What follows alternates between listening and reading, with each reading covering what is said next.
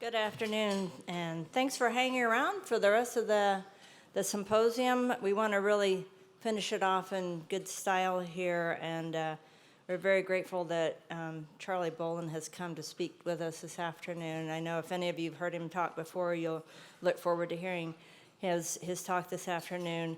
I'll give a really brief introduction, although I think most of you know Charlie pretty well. Charlie was the 12th administrator of NASA, nominated by Barack Obama and confirmed in 2009.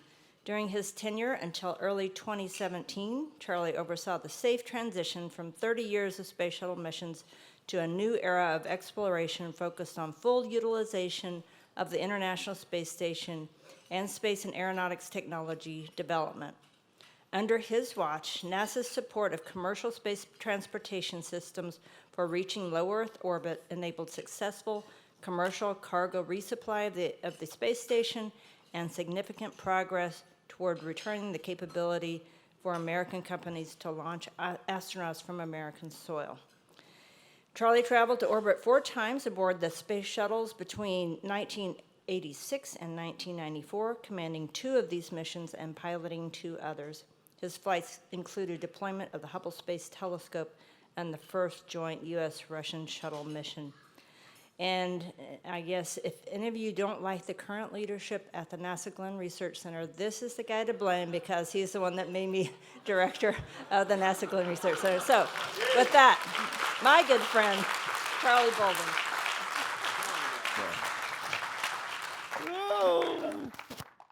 One of the best choices I ever made. First best choice was Robert Lightfoot, bringing him up to headquarters. So, because he saved my butt. It's incredible. It's an incredible pleasure for me to be here. And I wanted to, as I was listening to the hypersonics guys, something came to mind, and I'm going to show you something that folk from Langley will probably recognize this. The rest of you will probably say, "What the hell is that?" But anybody from Langley recognize that? What is that? That's the STS-61C crew patch. And Langley played a huge role in this mission because much of, although it was called the end of the year clearance mission. We had now former Senator Bill Nelson, but we had Representative Bill Nelson, and we were the flight immediately prior to Challenger, but we didn't have any elaborate payloads or anything. It was just a compilation of a lot of materials processing experiments, mostly out of Marshall, things that NASA wanted to get done by the end of 1985, and we didn't make it because we went to the pad 5 times before we launched. 14 seconds, 31 seconds, 2 hours plus, and then it went like clockwork on the 5th attempt. And I think it was Beamer talking about waving off. Try 4 times. We landed on the 5th wave off after the 4th wave off. So we were supposed to land at KSC. We landed at Edwards in the middle of the night. And the good thing was Hoot and I had spent about half of our STA time just because we thought it would be good practicing at night. So it turned out to be fortuitous that we had done that. But long story short, that's actually a shock wave that you see that looks like a rainbow. And it's because Langley was doing a number of experiments, seeds, silts, and sums. I have no idea what they stand for anymore. I know silts was infrared imaging of the upper wing and fuselage of the shuttle to look at heating. And then seeds and sums were actually, sums I think was some little inserts in the bottom of the orbiter to measure the earliest onset of measurable atmospheric pressure, density, airspeed, all that kind of stuff. And then we had a cruciform pattern of little holes in the nose of the vehicle of Columbia. And they were all pedostatic ports, I think 48 of them. And we actually were able to get measurable airspeed, altitude, and stuff like that in excess of 400,000 feet, so above entry interface. So it was an early aerodynamics test at hypersonic speeds. So For those of you at Langley, thanks for giving me the opportunity to participate in an aero test, in the early aero test in the space shuttle. So that's enough of that. See if I can find, I did prepare some notes because I have a tendency to talk too long. The notes don't keep me from talking too long, but at least I can say I tried to follow my notes. I want to thank Janet and I want to thank Jim Way, the two of you, for one, having the guts to invite me up here, and then making it possible through your persistence and insistence that I was able to get here. So working with Kathy, for those of you who knew Kathy Manuel, she and I are reunited again, since I try to do as little as possible, and she tries to help me do as little as possible, so she is now, again, my executive assistant, and she's getting there. She's not able to keep me from doing as little as possible yet. I do want to make sure that we, kind of echoing what Janet and her panel said, that we remember, the namesake for this symposium, the late Senator John Glenn, because he was one absolutely incredible human being who made a lot of difference to everybody in this room, even if you never knew him. I think we should always take time to celebrate his memory and his legacy. You had the pleasure of hearing his son David yesterday. I missed David, but I talked to him a little bit afterwards to make sure that he had shared with you at least one of my favorite stories about his mom and dad, and he told me he did, and that's the one where they were on their annual pilgrimage west from Ohio in the car, and the car quit, and they sent this picture back home to the kids of them sitting on the top of for those of you who may not have been here, but there was John and Annie sitting in the car as if they were driving to the West Coast, but they were on the back of a flatbed trailer that had picked them up on the highway, and they were still having a good time. You know, my personal favorite story about the Glens is always the remembrance of their 72nd wedding anniversary. They were the best love story in America. And if you knew the Glens, that's what made him and Annie so unique. I mean, they were truly in love with each other. He went to his death that way. But I remember I called and I said, Senator Glenn, I just wanted to call and wish you a happy 72nd wedding anniversary. And he said, oh, thanks a lot. And we talked for a little while, and then I said, hey, how's Annie doing? He said, oh, she's right here. You want to talk to her? I said, sure. And so she came to the phone. She said, hello? I said, Annie, this is Charlie Bolden. She said, hi, Charlie, how you doing? I said, I'm doing well, but I just wanted to call and wish you and the senator happy 72nd anniversary.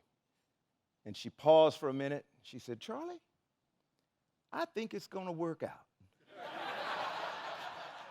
So that was my most memorable reflection. So, Beamer, are you here? Okay, I gave you a ration of crap earlier, and I'm going to explain why. And it's a promise or an agreement that Senator Glenn and I made. When he flew his second flight, with Steve, he was 77 years old. And I talked about wanting to fly as long as I could, and this was before it was after my family had terminated my flying. And he said, yeah, well, I think you ought to. He said, but you can't fly until you're at least 77. And I said, why is that? He said, because data points come hard, and we need some data points for octogenarians. And so you cannot fly until you're 77. So I made that promise to him that I would not lobby for another flight, and I got 3 more years, 4 more years. So Beamer, you got a little while, but we need for you to fly. So I appreciate your valiance and your kindness to the young people, but we don't have a lot of 77-year-old data points, and we need more. So for that. Jim's instructions to me included something like, we want you to say something that's going to be far-reaching and somewhat aspirational. That might be great. I think that's the way you put it. I don't know whether I can deliver on that because it's, That's a pretty tall task in a group like this. And when I'm a person that gets intimidated by the audiences, I get nervous every time I get ready to speak, and my stomach churns and stuff. But you do need to know that for somebody whose knowledge base of all things aeronautics and space is deteriorating exponentially with time away from NASA and the A Suite, I'm going to give it my best shot. But I thought what I would do would be to try to share with you a couple of my observations, or some of my observations and perspectives from the time that I did spend as a NASA administrator in the Obama administration through the year that I just completed serving as a U.S. State Department Science Envoy for Space. And some of you may say, what the hell is that? Well, the latter assignment afforded me the opportunity to travel the world for 1 year. We picked 4 regions of the world that we wanted me to visit as a science envoy. And I said, but I'm not a scientist. They said, yep. I said, and I'm not an engineer. They said, yep, we got that too.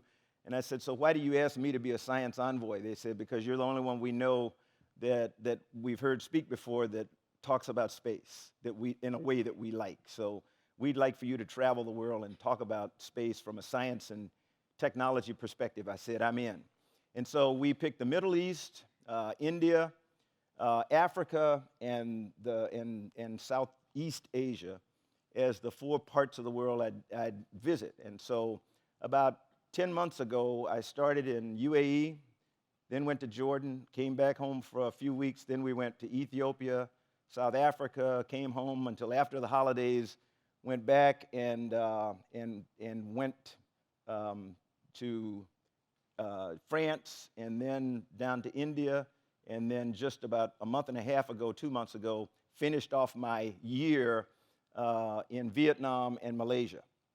And in those travels, it reminded me of something that I had realized in the 7.5 years I spent as the NASA administrator. And as each visit left me incredibly inspired and hopeful for the future of our planet because of the enthusiasm about science and exploration that I observed everywhere outside the United States.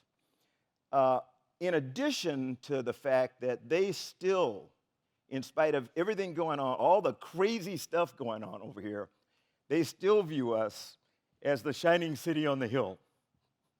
The last best hope for civilization. They still want to be like us, in spite of everything. And that is really, that's motivating. That'll get your heart pumping. And that'll make you feel proud about the kind of stuff that we all have had the privilege to do, and some of you continue to do. A big difference, I will tell you, though, is probably the most starkly evidenced in that while they want to be like us, I find that some places, and I'll use the UAE as an example, man, they are not waiting. They have come a long way from just saying, we want to be like you. They're now saying, we want to be as good as you, if not better. And in the UAE, where about 51% of the graduates from engineering curricula are women, they are preparing the Emirates Mars mission, HOPE is the name of it, to launch in next year, late next year, to arrive at Mars, to go into orbit in 2021 to celebrate the 50th anniversary of the founding of the UAE. And 90% of the science team is women. 90% of the science team is women. Now, there's an explanation for it.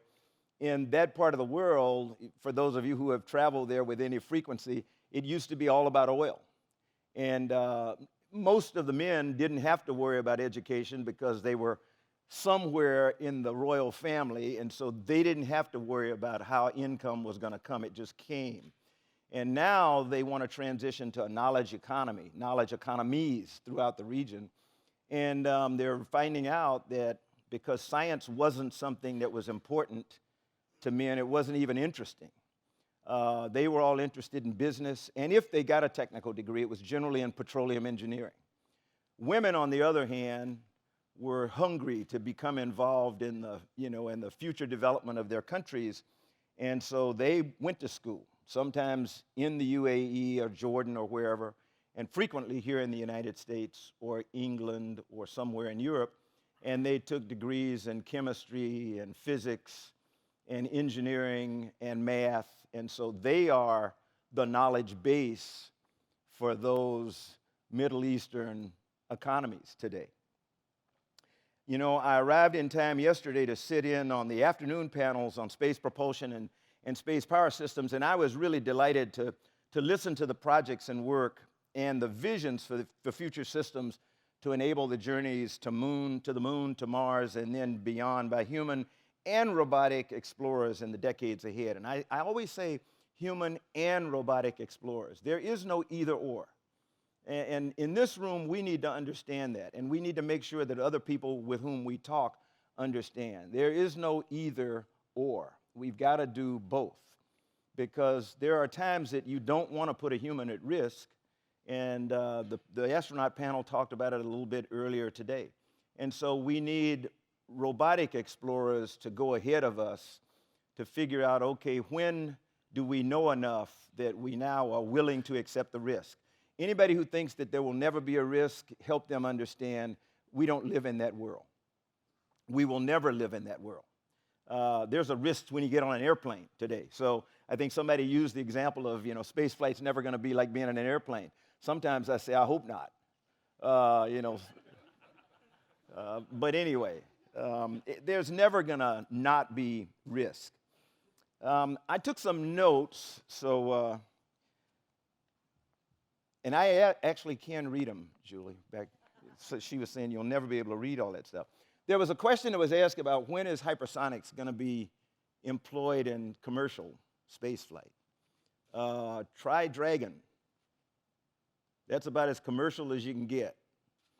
Try Dream Chaser. Hadn't flown yet, but when Dream Chaser flies, it's going to be about as commercial as you can get. Now, we all need to understand what we mean by the term commercial. But I venture to say that's commercial spaceflight, whether we agree with it or not. And so we're already finding that the things that you all do in the field of hypersonics are critical already to commercial spaceflight. The Marine Corps back in 1983, a guy got laughed out of the. He was one of my young colonels who had made general, and he was at headquarters Marine Corps, and he was asked to put together a brief on using low Earth orbit transportation to get Marines from point A to point B on the globe in a matter of hours, if not minutes. And he actually briefed, it had a name for the project, and I think he was laughed out of the Pentagon because, you know, everybody thought that was crazy. And now we really think about the feasibility of suborbital spaceflight to go from point A to point B, not just straight up and straight down. And I think, you know, sometime in our near lifetime, we're probably going to see that. So people have been thinking about that kind of thing. Somebody mentioned, again on the panel, talked about women and the first woman on the moon. I think I share what both Janet and Sandy said, that we know that there will be a woman in a crew that goes to the moon. It's not in my mind, it's not important that we say a woman is going to be on the first crew that goes to the moon. It's just that we make sure we have women in the program because they can and will compete, and it'll take care of itself. They will be in the first crew if we allow them to get into the program and to participate. So when we talk about things like diversity and inclusion, and I know I'm rambling, but I ramble all the time. When we talk about diversity and inclusion, diversity is easy because it's numbers. All you have to do is say, I'm going to go out and I'm going to bring a diverse workforce in. What is hard is inclusion, and that says everybody that sits at the table is going to have an opportunity to speak and be heard. And so if we continue to bring women in the program at the rate we're doing today, and we allow them to speak and be heard and to take leadership roles, trust me, they'll be running the first few missions. They won't just be in it. And we're already seeing that in mission control and flight directors and flight controllers and chief engineers and the like. So I just, I'd rather have it happen because people are well qualified and prepared to go do things. I could not help but reflect on my first trip to China as the NASA administrator in 2010 when President Obama had just come from a meeting with President Hu Jintao of China, and they decided that it was time to restart a U.S.-China dialogue in a number of different areas. And one of the ones that was important to both of them was a dialogue in space. And so they agreed that we would investigate the feasibility of collaboration between the U.S. and China in human spaceflight. And so part of that agreement was that the NASA administrator would travel to China with a small team, take a look at all of their facilities and meet some of their people and come back with our assessment. And then there would be a reciprocal visit on the part of the Chinese to JPL and JSC and maybe Goddard or somewhere else. And then the two presidents could decide whether they wanted to press on. This was 2010. And it was the birth of the Wolf Amendment, which restricted for a while any bilateral collaboration between the U.S., between NASA and China, because there was one member of the Congress who happened to be a pretty important guy, Frank Wolf, who was the chairman of the House Appropriations Committee for NASA. And so that year he threatened us. He took half of OSTP's money because then Dr. John Holdren told him, I helped the president with, foreign policy, so I can't not meet with my Chinese counterparts. I didn't have that oomph, so I couldn't do that. So we kind of stepped back from that. But one of the people who went with me was Peggy Whitson, who at the time was chief of the astronaut office. She was an iconic figure when we got to China.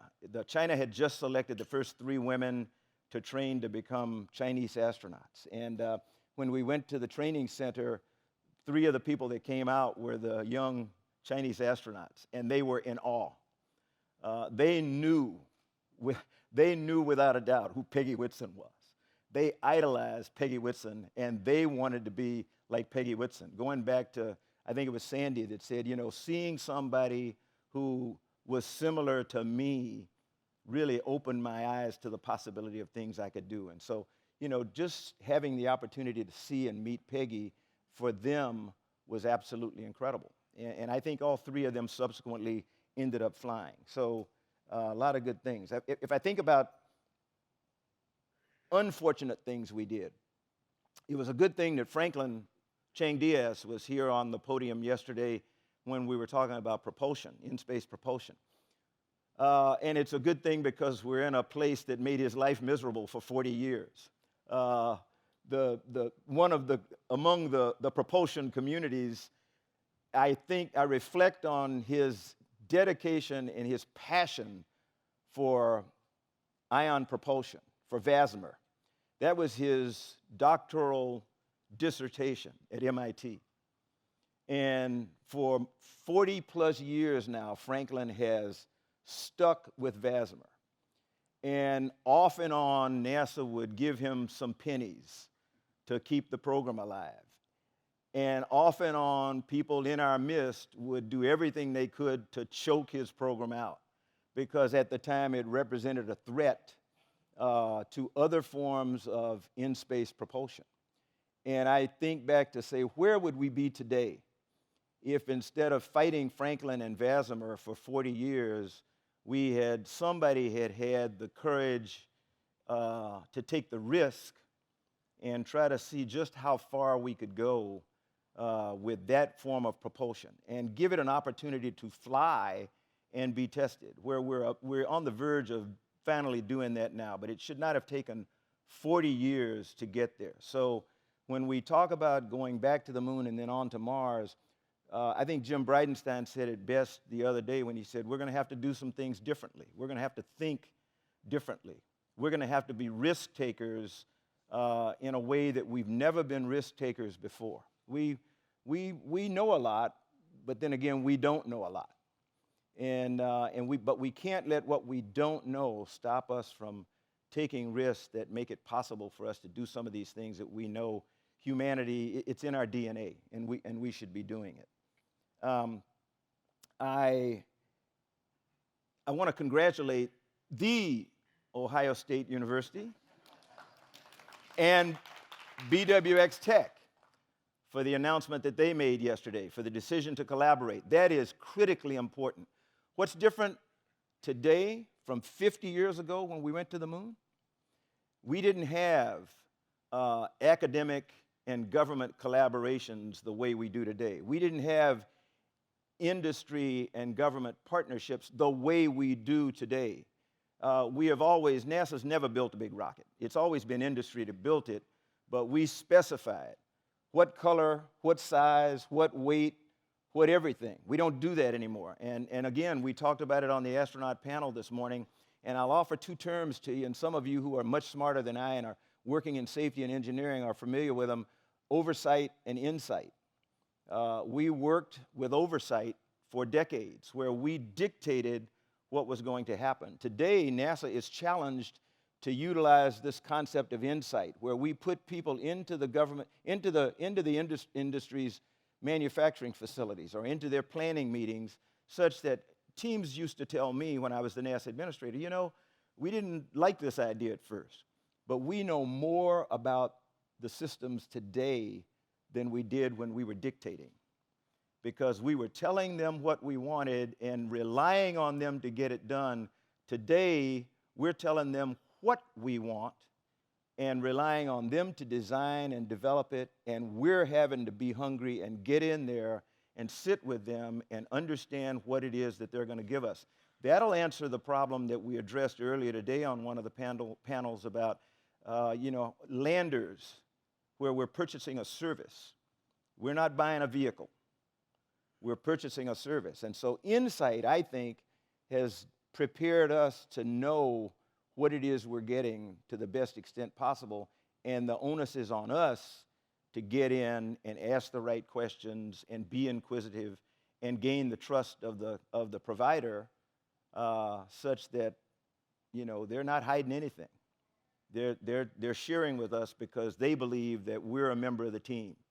We're not there to defeat them or keep them from producing. I think about where we would have been today had it not taken us so long to convince Congress that this concept of commercial, this is coming from the original skeptic, by the way. Let's truth in lending, okay? Some of you will remember my first 2 years as the NASA administrator sucked, to put it mildly. No, Mark is sitting down here shaking his head because Mark watched me suffer trying to figure out what the hell goes on in Washington and why. And I'm the NASA administrator. Why is this so hard? Until I got my feet on the ground and I understood a little bit of the rules of the game and stuff like that. So I was the healthy skeptic of what many people in the Obama administration wanted to do in transitioning from shuttle to what we now call commercial space. It was the right thing to do. We all knew it was the right thing to do, if only because we wanted to explore. And we wanted to go beyond low Earth orbit, and most of us recognized that shuttle just wasn't the right vehicle to allow us to go beyond low Earth orbit. And so we had to kind of phase out of that. People tried commercialization of shuttle way back in the 80s. And when we took the first OMS pods off after STS-1 and all 3 engines out, and the RCS, the forward RCS pod off, we were done in terms of true reusability. I think Steve talked about it a little bit this morning. He's in a business now where if he starts taking his vehicle apart after every flight, he's not going to be very reusable either, very long. And he's going to find that the cost is going to go from whatever he projected to $2 billion a year like we did with shuttle, whether we flew or not. So we've got to do things differently. We've got to think differently, and we can still be safe. So just my belief anyway. Wheels, you're pretty damn smart. I thought I saw, there you go. No matter what my Navy friends say about you as an Army guy, I just wanted to compliment you. Man, I really learned a lot about why the hell we're going to the South Pole of the moon. I've asked some science friends that don't know that. So thank you. That was pretty good. Beamer mentioned something several times about um, physical preparation and in talking about the challenges to long duration space flight. And then somebody else talked about mental preparation, and I will add a third. I think somebody talked about it or hinted at it, and they used the term psychological. I call it spiritual. And it's important to me because I can remember when I was back with the operating forces of the Marine Corps as we were leading up to going into Iraq. And I was commanding the 3rd Marine Aircraft Wing, and we were ready to go to war, but that's not something you relish. But we knew that one of the things we needed to do for our Marines to get them prepared was didn't have to worry about physical stuff with Marines. That's just instinctive to them.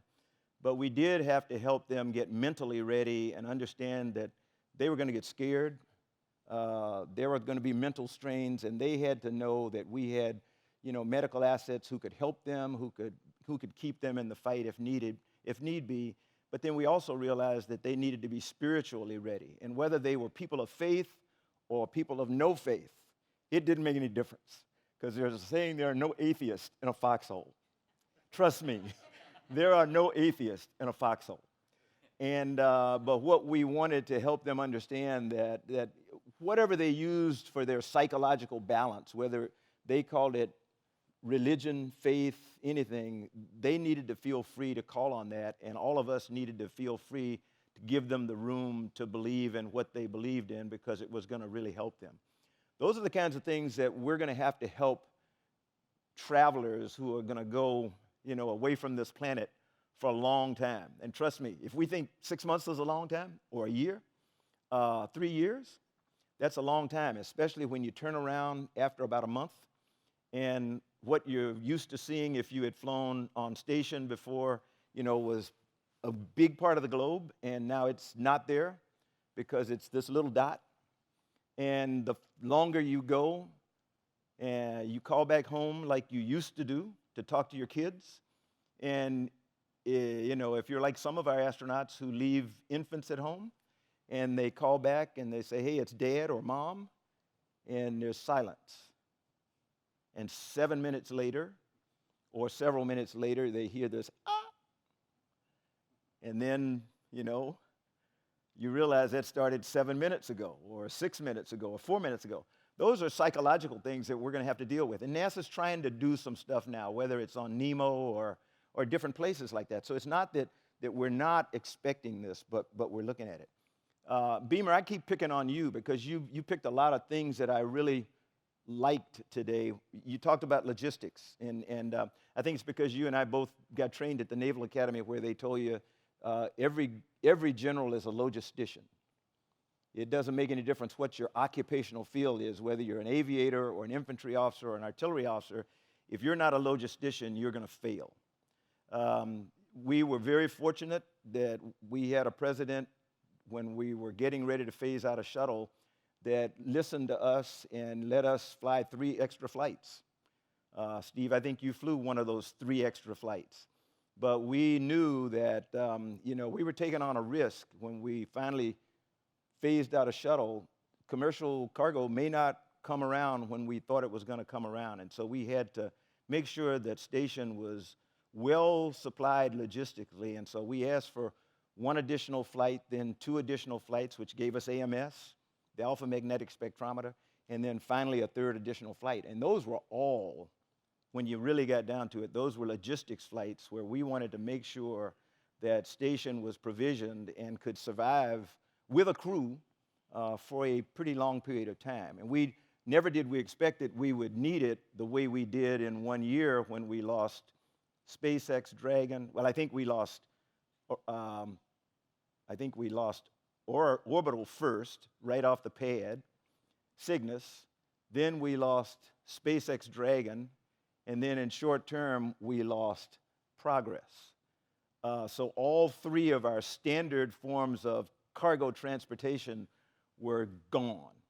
Fortunately, we had an ATV schedule and a Japanese cargo module and something, and so we were able to limp through it because we had sufficient supplies on board. But those are the kinds of things we need to think about, and how do we provision ourselves. You know, we all know that wondering and worrying about what could have been is kind of folly. So what can we do now? You know, we've been provided much food for thought over this last, I'd say, 2.5 days for me, day and a half for you. There's much to be done to operationalize low boom, and I'm talking about everything that we in this community do, not just human spaceflight. Lots of stuff to be done to operationalize low boom supersonics, as an example. To better operationalize hypersonics. Mark will tell you, I spent half of my 7.5 years trying to help him and others understand, or help him tell people from what he was doing in his job, the critical importance of hypersonics to the nation and the critical role that NASA plays in providing fundamental hypersonics research. When we constantly would get word from OMB, if DOD needs it, they'll pay for it. And it doesn't work that way. It doesn't work that way. So, you know, you look for ways to keep wind tunnels up, to modernize wind tunnels, to do things so that, one, when we talked about students, how do we attract students? One of the ways we attract students is give them facilities in which they can play.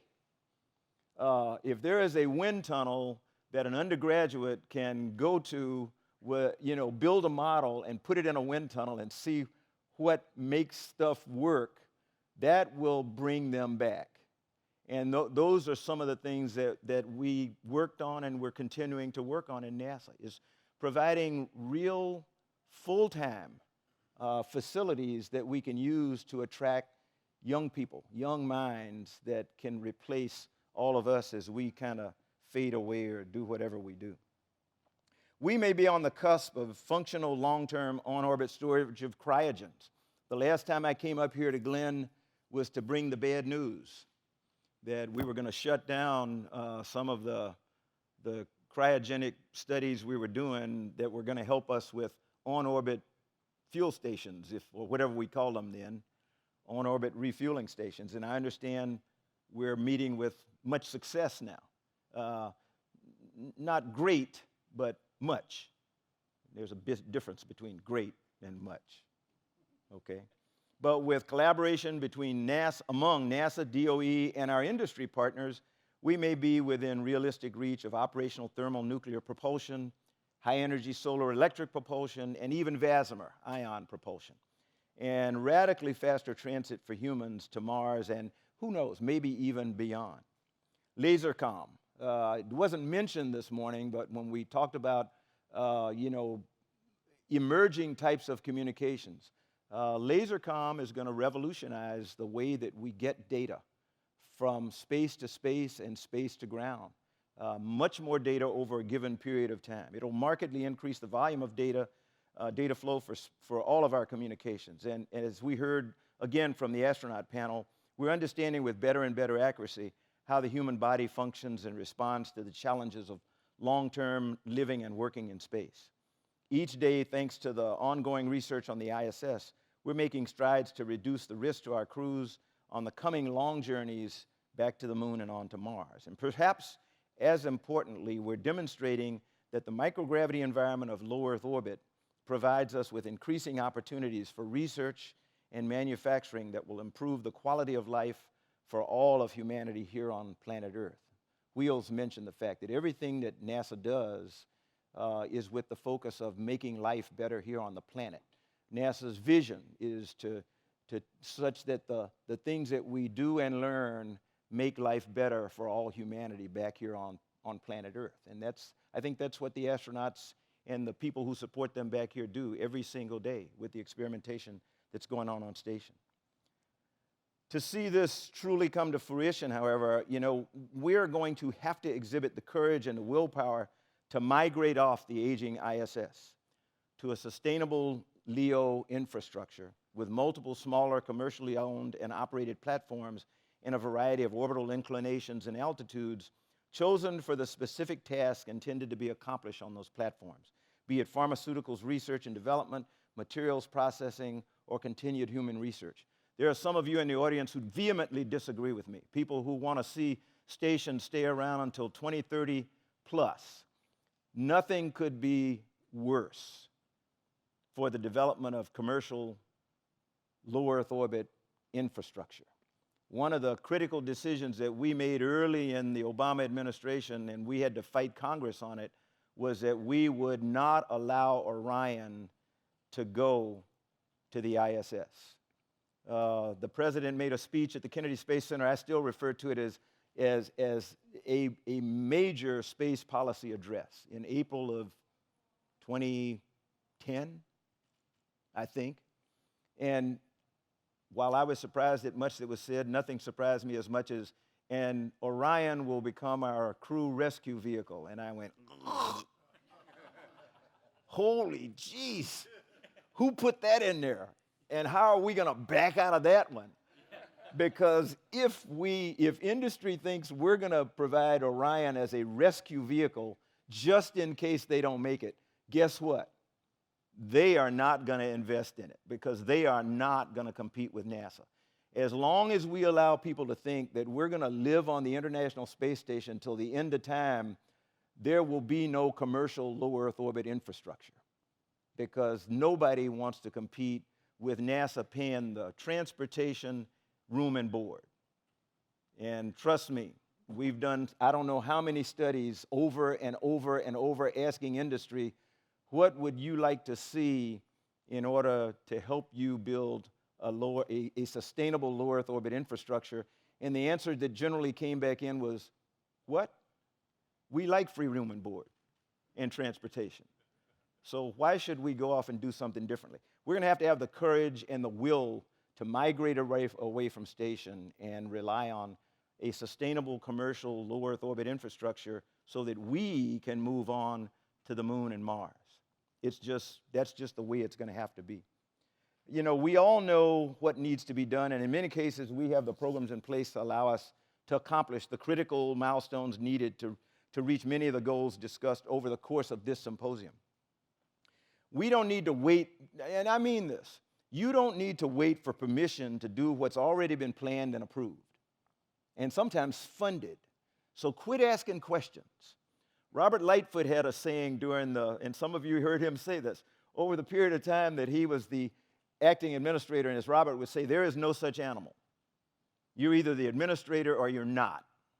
And so the period of time that Robert was the administrator of NASA, he had a saying that said, run until apprehended. It frustrated me in the early months of the present administration to talk to young ladies or young people who were involved in the White House initiative on women, who said, you know, we don't know what's going to happen. I said, has anybody canceled the program? They said, no, but nobody's told us. I said, you have direction. You know, until somebody cancels what you're doing, run with it. You all are in that situation where you're doing things that you know need to be done. Do it. Run until you're apprehended. Don't stop. Don't give up. You know, don't say, well, I wonder what the administration doesn't know. They don't know any more than we knew when I was a part of the Obama administration. You know what needs to be done. You bring the expertise to the table. You always have. And so industry and NASA and other departments, keep doing it. Keep running. I could go on, but I'm going to quit. And I think if we've got time, I'm willing to take some questions. But let me leave you with a story. It's my favorite story of all times. And some of you, I will bore you with this because you've heard me say it before. But it's a story, and I relate it. I wrote a note to myself. It's a story of a young African boy by the name of Nkosi Johnson. And some of you have heard it or read it. It's a true story of a young man who died with from AIDS in 2001 at the age of 12. But in his short lifetime, he did so much for the people around him and people of the world that it was just phenomenal. And I frequently think, you'll see why, how the parallel between Nkosi and Senator Glenn. So I think it's an appropriate way for me to end my formal remarks. But as I said, Nkosi was born in a place called KwaZulu-Natal, South Africa.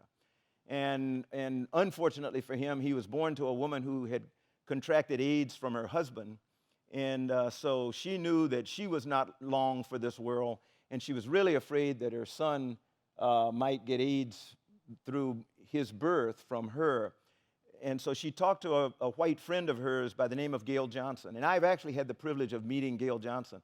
And she said, you know, I may not live through childbirth, or I may not live very long after my son or daughter is born. Would you, if I die, would you take him or her and raise them for me? And Gail said, I'd be honored to do that. And so Nkosi was born, and shortly after his birth, within months, his mother just became too ill and she died of AIDS. And so Gail took Nkosi in, and she said, she and everybody who knew him said he was not a normal child. I mean, as soon as he could speak, he was like telling people what to do, you know, giving directions on what needed to be done around the village and what needed to be done to help other people. And said it was really hard to get him to take his medicine and everything because he wasn't really concerned about himself. And as he grew and matured, he became known around the village and then around South Africa as this kid who is campaigning, who is crusading to find a way to cure this incredible disease, AIDS. And he and Gail Johnson took on the government of South Africa.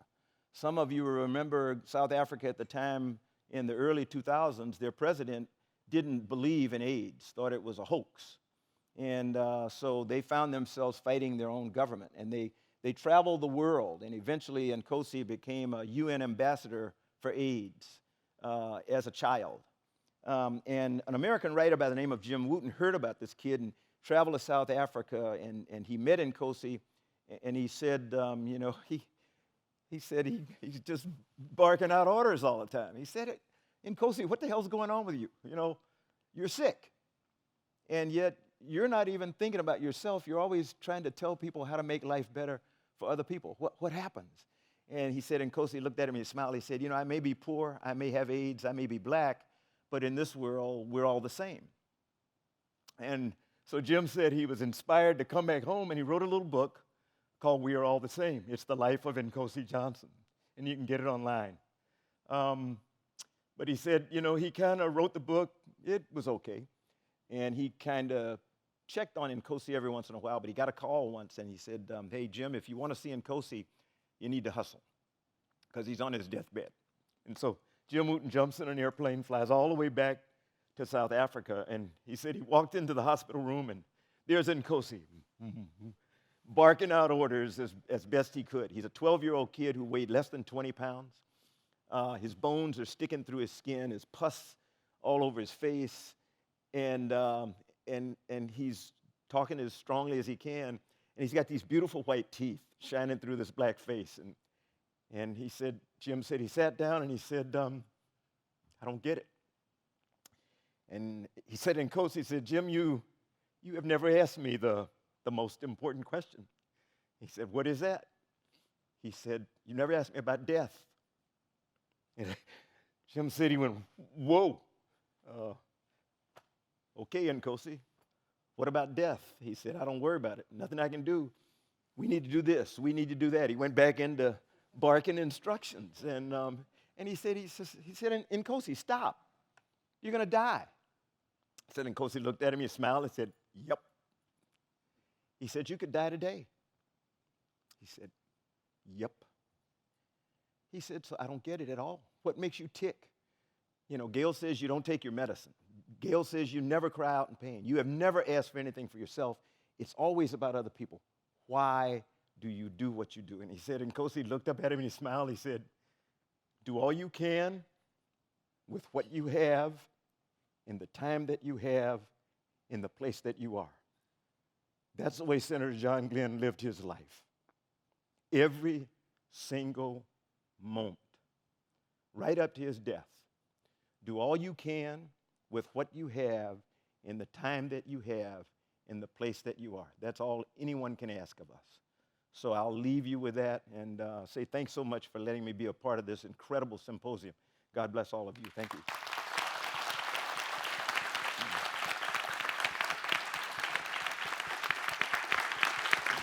Thank you.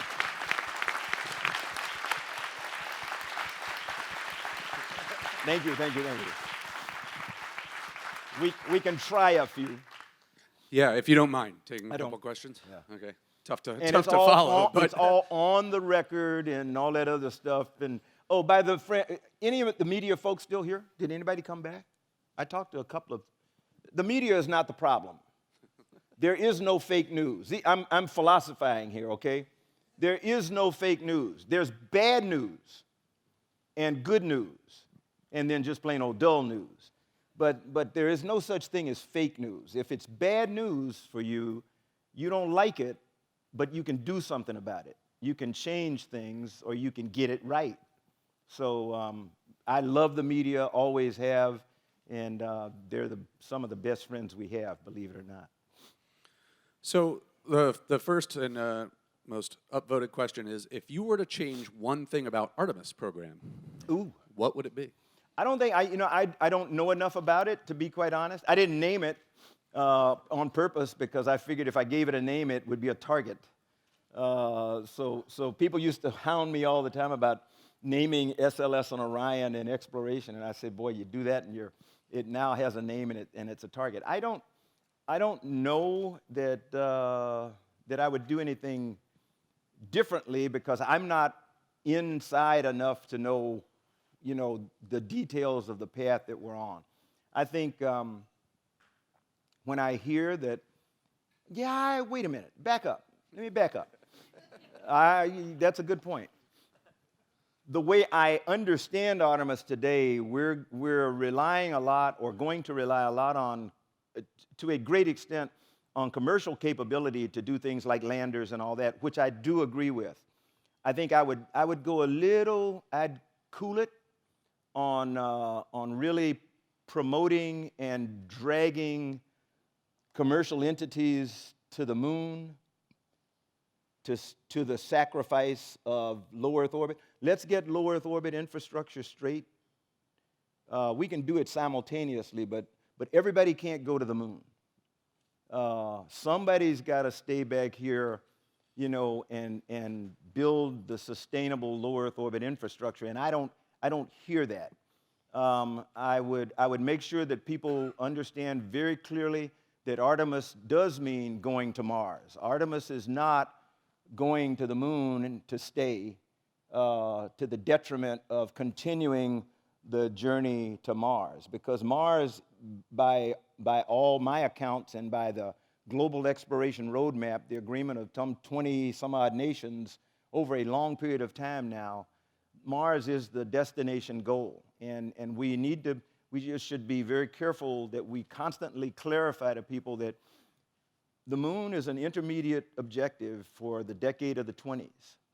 And we hope we'll know enough by then, and the technology will have developed to satisfy enough so that the decade of the 30s becomes the decade of Mars, the way that it's been planned. And that's not a Trump administration thing. It's not an Obama administration thing.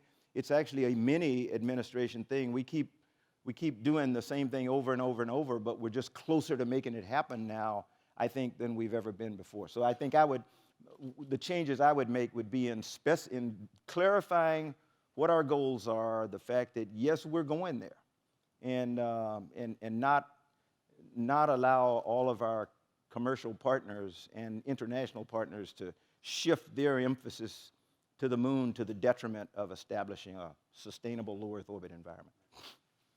So you talked about oversight and insight. Yeah. So this is a good question for that.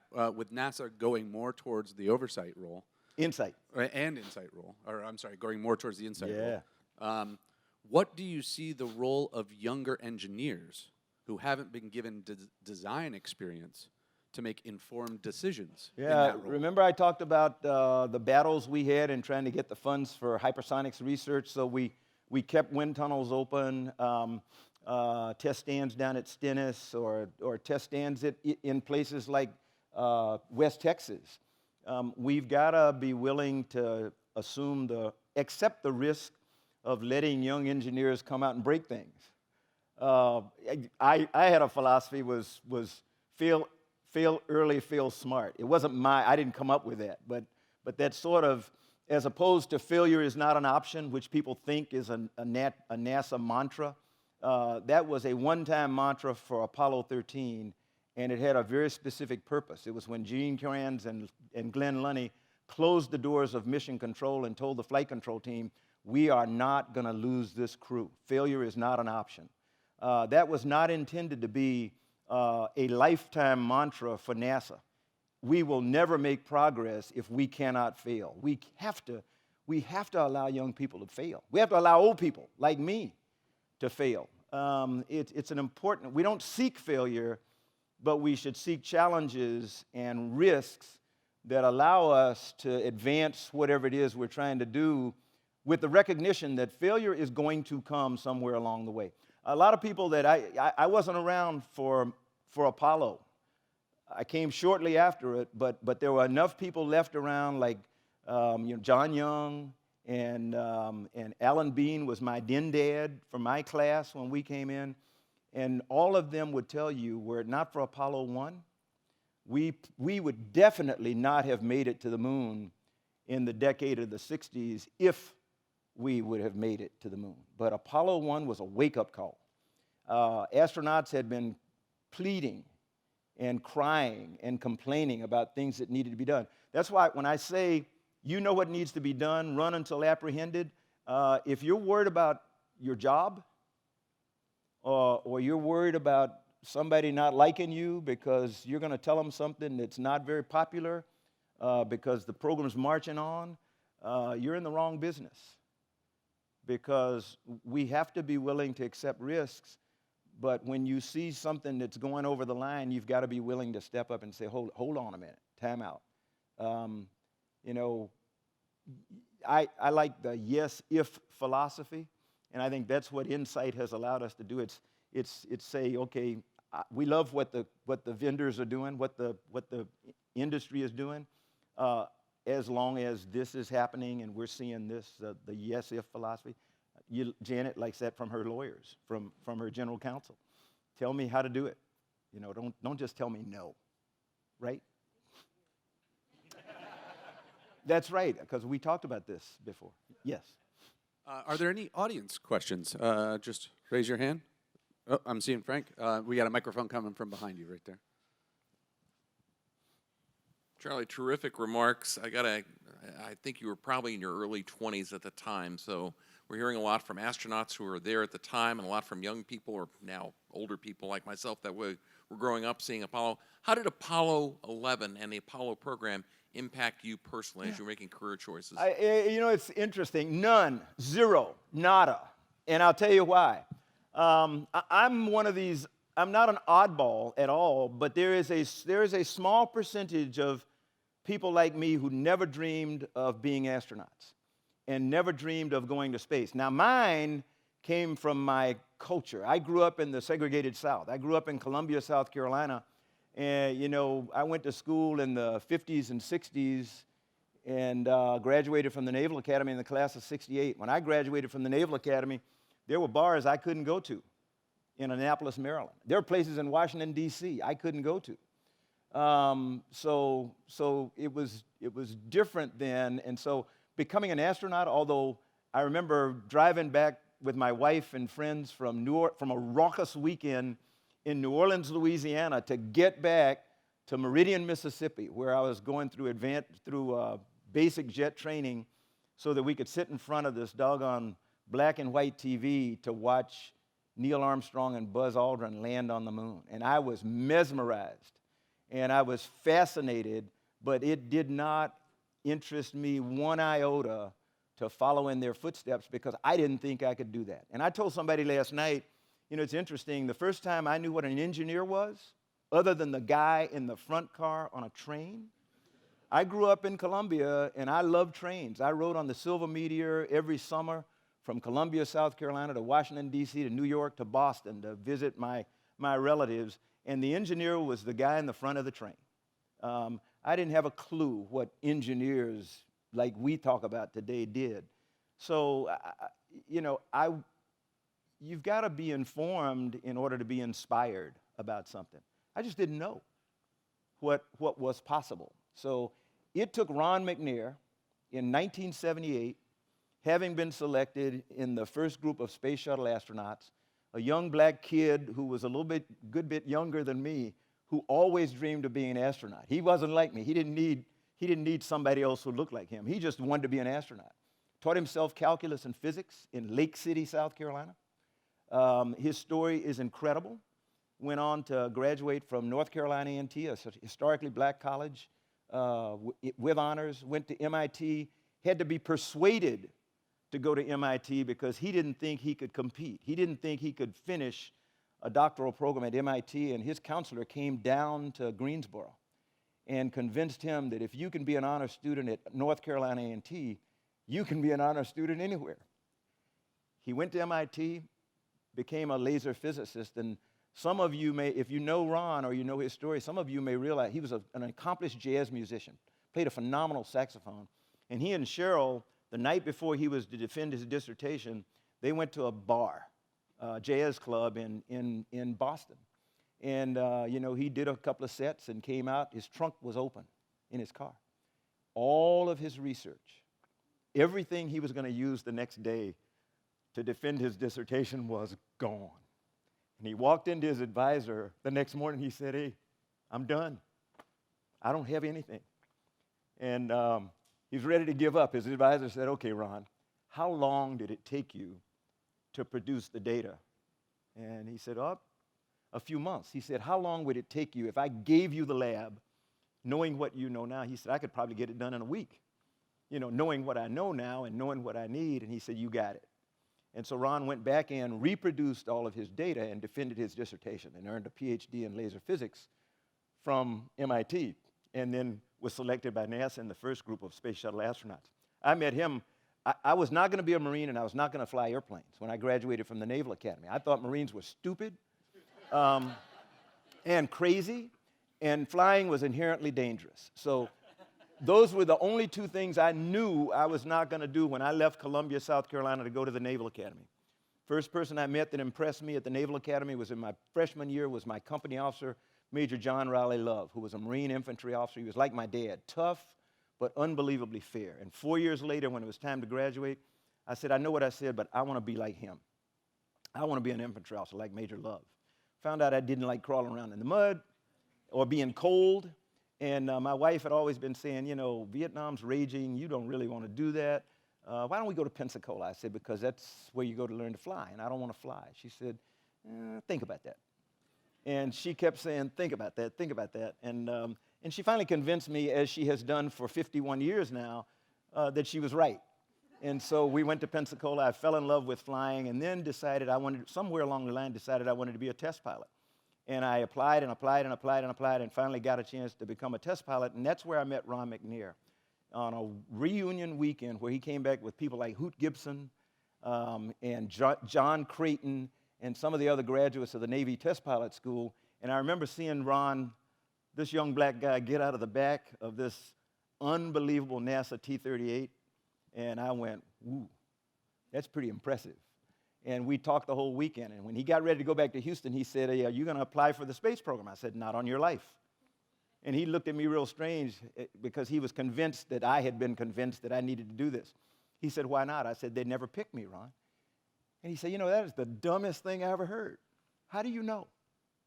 How do you know if you don't ask?" And he made me feel about that big because I had forgotten what my mom and my dad had taught me every single day of my life. My father was my high school football coach. He had taught me it's not the size of the dog in the fight, but the size of the fight in the dog, as he won state championship after state championship after state championship with undersized football teams. And my mother was my middle school librarian who made me wrap books in June when the schools closed back then because the libraries, everything closed, and we wrapped books in newspaper. I learned those kinds of things from my mom and dad, and I had forgotten that. And Ron just embarrassed me. And when he got in his airplane and went back to Houston, I got my pen out, and I filled out my application, got nominated by the Marine Corps, and invited to come to Houston and interview. And I told my wife when I left Pax River, I said, "Hey, this is going to be a disaster. I don't stand a snowball's chance in hell, but I'm going to have a good time." And Janet, you remember interview week. And I went to Houston, and I had a really good time. I played on the softball team. I drank beer. I did everything you could do to have a good time and had a decent interview, I think. I must have, because they called me later. But I went back and I told my wife, I said, there is no way in the world that I'm going to get into that program, because those were absolutely incredible people. Franklin's not here, but some of you have heard me tell us, Franklin was in my interview group. Franklin and I met in Clear Lake Airport. It used to be a little 3,000-foot strip in Clear Lake City, and several of us arrived, a whole bunch of us from the Navy's test pilot school in Pax River, and all of us test pilots, we were he-men, and so Dick Richards said, why don't we introduce ourselves around? And I'm Dick Richards, I'm a Navy test pilot, and I fly F-4s and blah, blah, blah. And we went around all the test pilots and test flight engineers and everything, and Franklin was the last one to speak. And he was looking kind of down like John Young at his shoes, and he looked up, he said, my name is Franklin Chang Diaz. I am a plasma physicist. And I stopped cold, and I looked at him, I said, do you work with blood? And Franklin's eyes rolled back in his head, and I can only imagine Franklin probably said, and I am here to interview to become an astronaut with this guy who wants to know if I work with blood. And we became the best of friends and became like brothers. Flew our first flight together and my last of 4 flights with Franklin. But Franklin was sent to New York to be on the David Letterman show. He was the first in our group to be allowed to go do a PR thing. And so Franklin was all happy that he was going to go on television. I said, Franklin, do you know David Letterman? He said, no, I don't. I said, David Letterman is not serious. David Letterman is a comedian, so don't take anything he says seriously. Franklin said, I got it. And so David Letterman gave Franklin this build-up the whole night long. Franklin was the last person to come out. And he says, we've got this incredible plasma physicist, Dr. Franklin Chang Diaz, NASA astronaut, is going to come out and be with us. And he finally introduced him. He said, Dr. Chang Diaz, come on out. And Franklin sat down with a big smile on his face, the way Franklin is. And David Letterman, a couple of pleasantries. And then he says, it says here you're a plasma physicist. And Franklin said, yes. He said, you work with blood? and you could see, we were watching Franklin's face smile. He said, that's what Charlie meant. Anyway, but that's my story. So thank you all very much.